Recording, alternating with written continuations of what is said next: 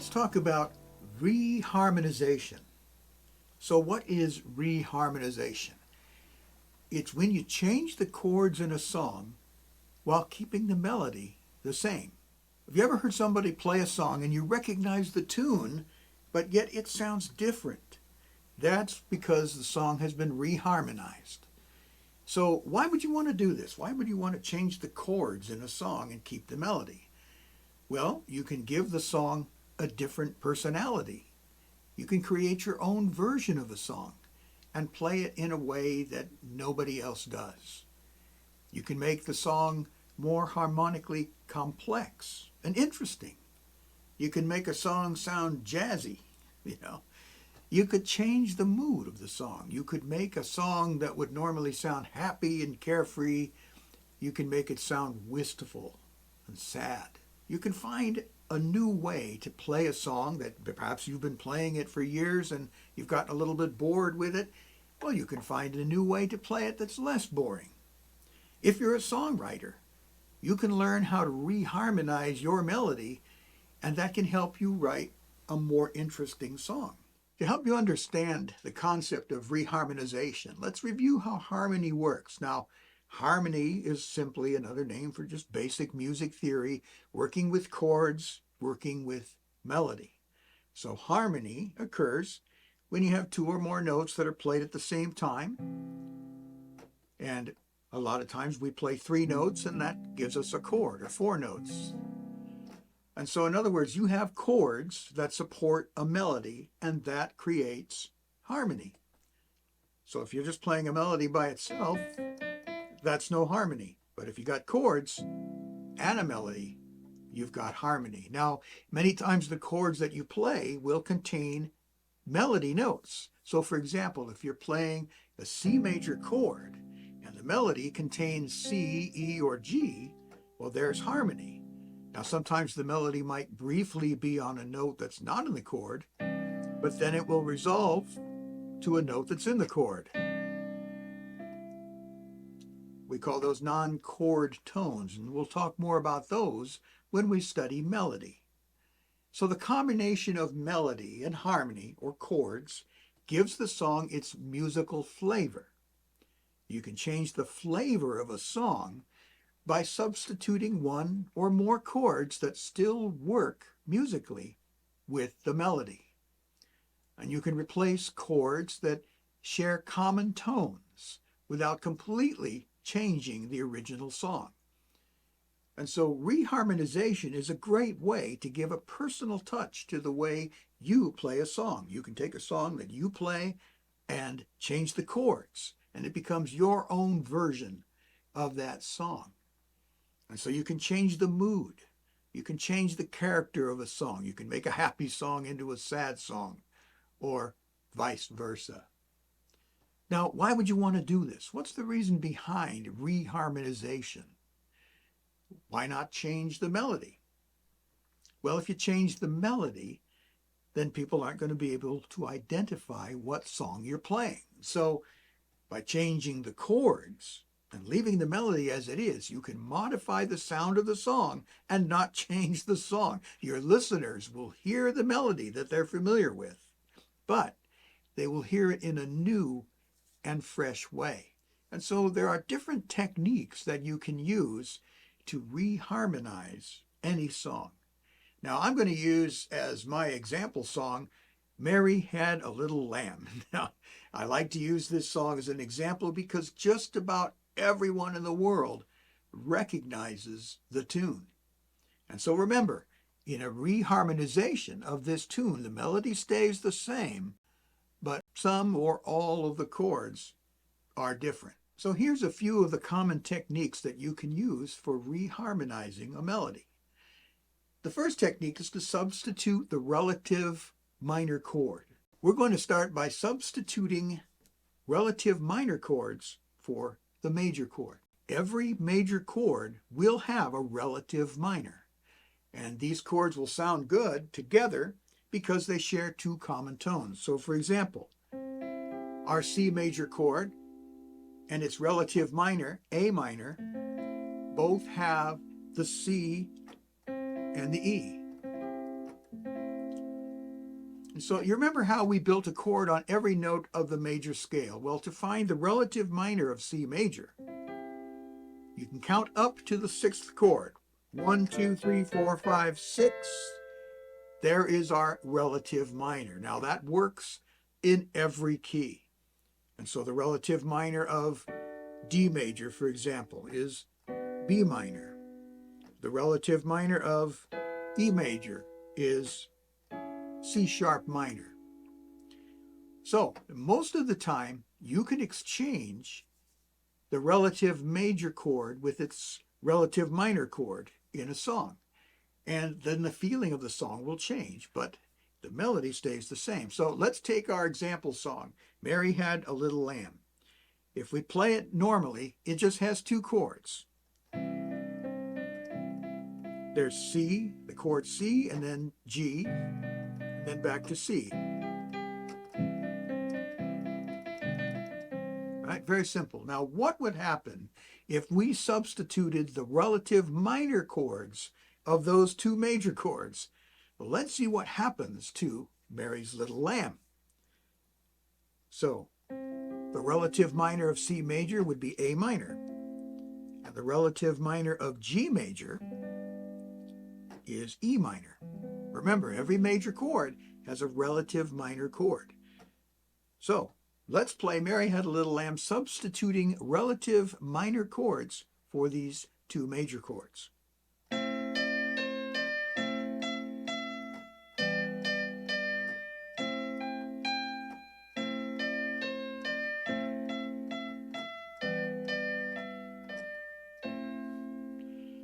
Well, obviously you still recognize the tune, but now the feel, the flavor of the tune, if you like, is totally different. Before, it was a happy little song, but now it sounds mournful, doesn't it? It sounds very sad. It's like Mary is never going to find those little lambs. That's one thing you can do to reharmonize a song. That's a very simple example. Let's take a song in a minor key and try reharmonizing it. A song that I used a long time ago in the Music Basics series was Joshua Fit the Battle of Jericho. And this is another simple, very simple song in a minor key that only has two chords. We're in the key of D minor, and so we have the D minor chord, and we have the A chord, or we can use an A7. For the purpose of this example, we're just going to say that the two chords are D minor and A major. So, what is the relative major of D minor? Well, remember that the relative minor of F would be D minor because we're counting up 1, 2, 3, 4, 5, 6. And so it works the other way. The relative major of D minor then is F major. So what if we start on F major? It sounds pretty good when you get to this note, but it doesn't sound quite right at the beginning. So here's where a little trial and error enters into the reharmonization process. What if we started on D minor, but then, instead of staying on D minor, we changed to the relative major? Well, that works, doesn't it? Sounds pretty cool. Now, when we get to the A, what's the relative minor of A major? Well, it would be F sharp minor. Is that going to work? Let's find out.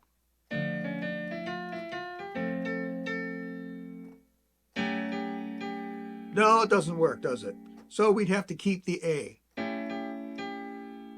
However, what if we use, and here's another concept in reharmonization, we can use what is known as the parallel minor. What's the parallel minor of A major? Well, it's just A minor. And so while every major chord has a relative minor chord, every major chord also has a parallel minor chord. So the parallel minor of A major is A minor. So here's what we've got so far. We're going to use the relative major and then the relative or the parallel minor. Well, that kind of works. Once again, there is trial and error. There's what sounds good to you.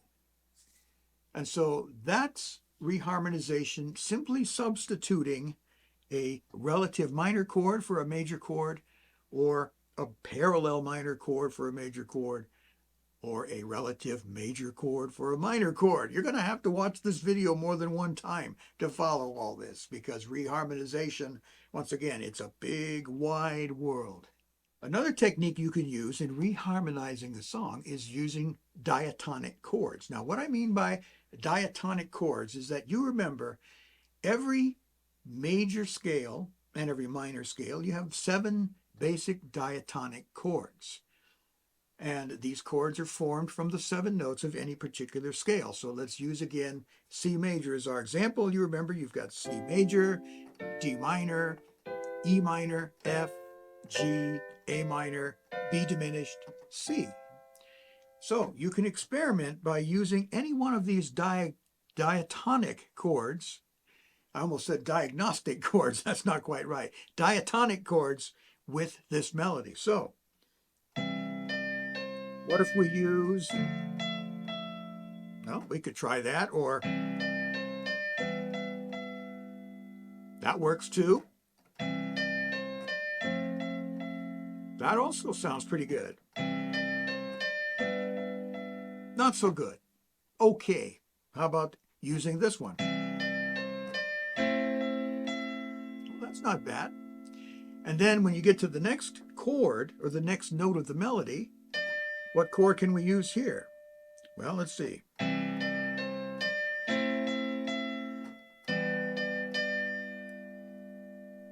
Interesting, right?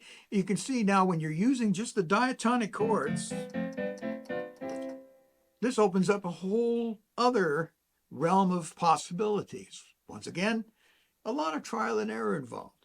You may end up with something that sounds like this. And then maybe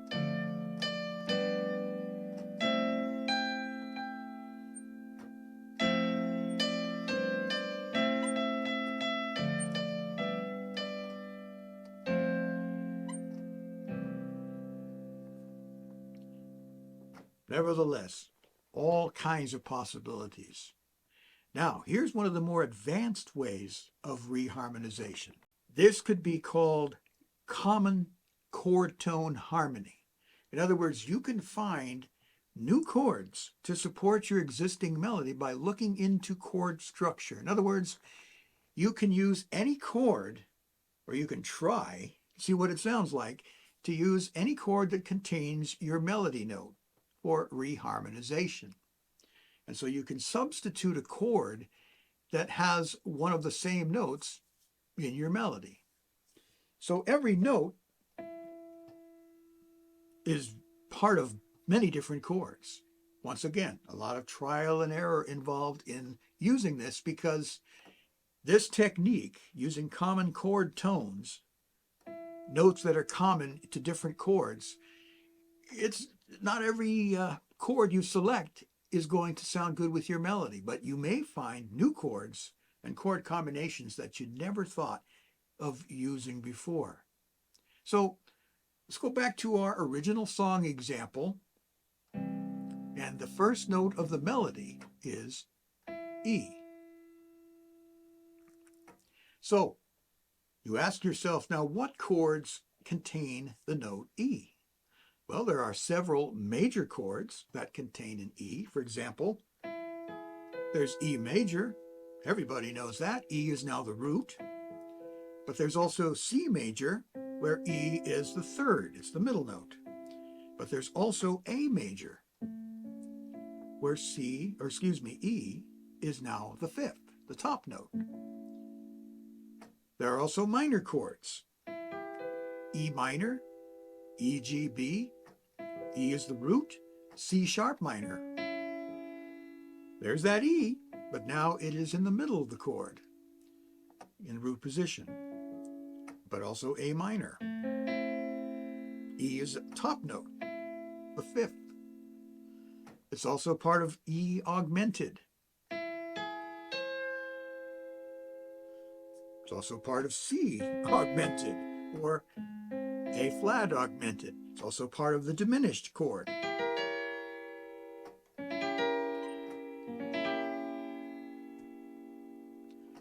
And so now you have an unlimited, almost unlimited choice of chords here.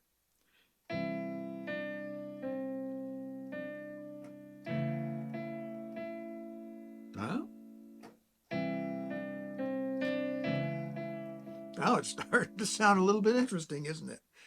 You can also, E is also part of an F major 7 chord. You can reharmonize every note in the melody and make it as complex as you want. And you might end up with something that sounds like this.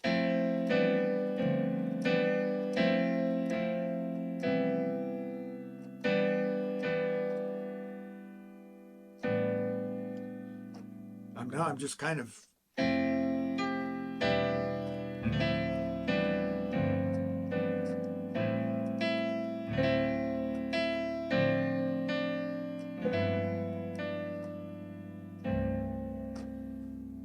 anyway, we're just sticking our toe in the water here, as it were, getting our feet a little bit wet.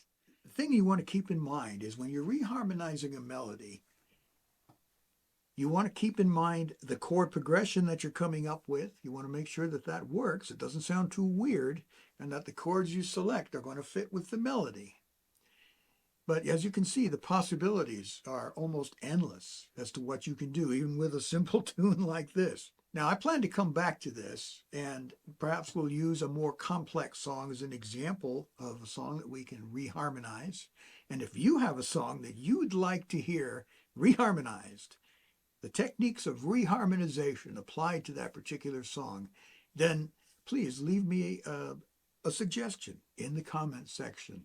And we'll come back to this because this is a big subject and this will really open up your playing. And in order to be able to do this, of course, you've got to understand all the chords. You need to know all your basic chords. You need to know some of the fancy chords that we've talked about, seventh chords and dominant seventh chords, and just the possibilities are endless. I could ramble on about this for a long time, but I've probably gone on long enough. So if you have any questions, any comments, because once again, just like modulation, big musical subject, we can come back to this time and time again and explore different aspects of reharmonization, just as we're going to come back and explore different concepts of modulation. And later on, we'll explore different concepts of melody writing. Oh, there is so much to learn, and I'm so excited to share it with you. If you have any questions or comments, please leave those in the comment section. I answer every question as best I can, and I respond to every comment. And once again, if you have a suggestion for a song you'd like to hear reharmonized, let me know. Thanks again for watching. I appreciate it. Please like this video, subscribe to the channel if you haven't already. I really appreciate all of you who have subscribed recently. It really helps the channel. I look forward to speaking to you in the next one.